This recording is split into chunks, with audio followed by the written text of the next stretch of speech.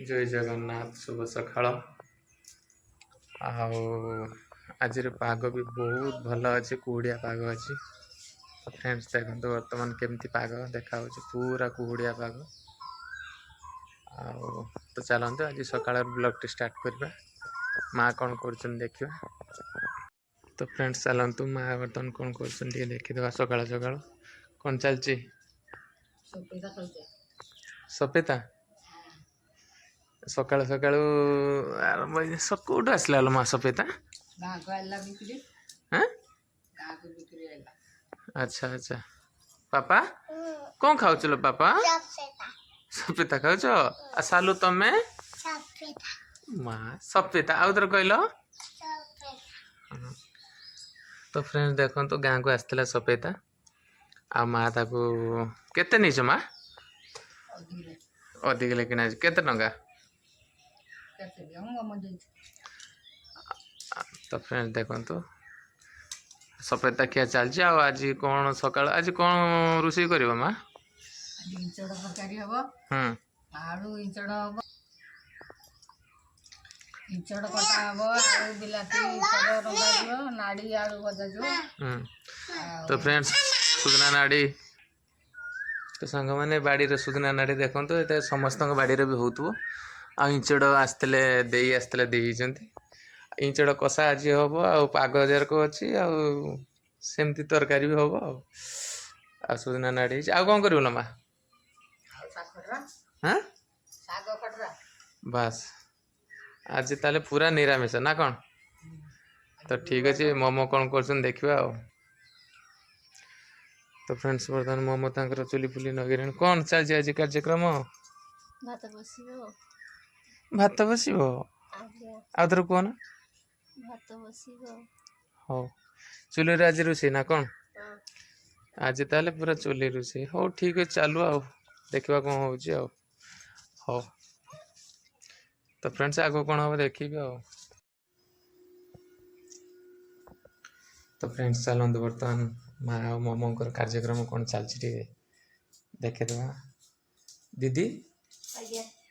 कौन कर बस माँ कौन कार्यक्रम चलती मु तो जानी कौन कर रसुण छड़ा हो मऊर पड़ो पड़ी डेली सका दीटा बस एतिक कथा आ किसी ना अच्छा मम्मी तुम कह कौन एठी जो एते रसुण महू महू दिहर पका रसुण रसुण छोट छोट पीस करा आउ रसुण आ महू को मिक्स करा सारा पर सी गोटे डब्बा भितर पड़ो डब्बा भितर पड़ सारा पर मेडिसिन तैयारी हो केमती हम मुझे आपको जनाऊँ कहे बर्तमान ये छोट छोट देखते केते छोट छोट रसुण कटा है आउ महू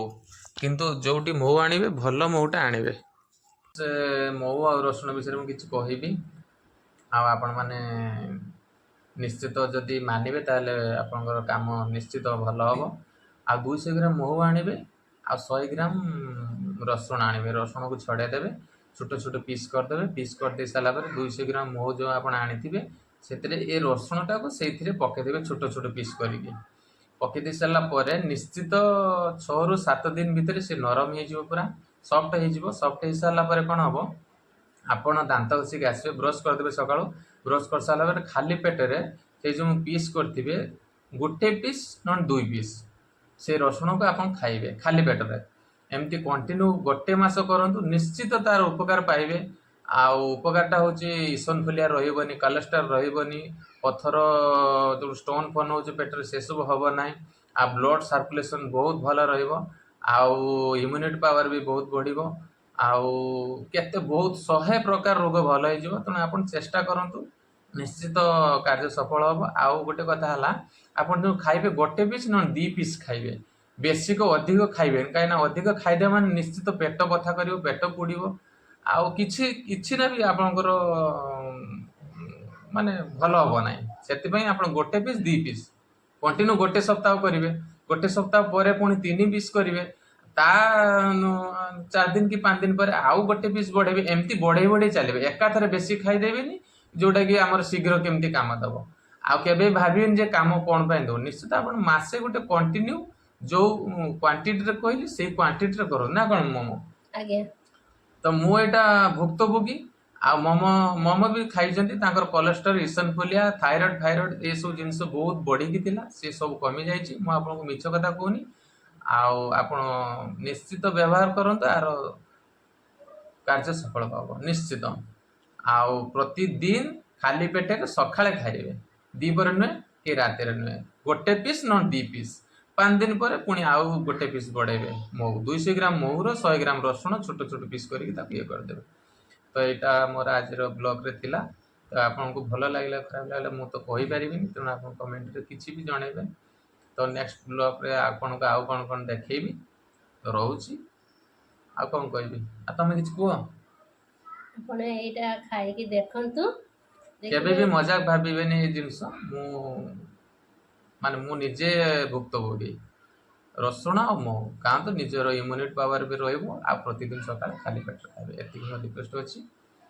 आ कौन कहबी मासे खांतु मासे Continue. खाइने कमेंट करके जण आ बेसी पैसा भी एथिरे खर्च भी बेसी पैसा नाही 200 ग्राम महू 150 टंका रसुण 100 ग्राम 20 टंका कि 30 टंका नब बास गोटे एतिक हे जिवो 15 दिन पई पुणी आ 15 दिन ले 150 ग्राम आ ये होची 100 ग्राम एतिक ये करंतु आराम से निश्चित आपण रिजल्ट भल आसीबो रोज।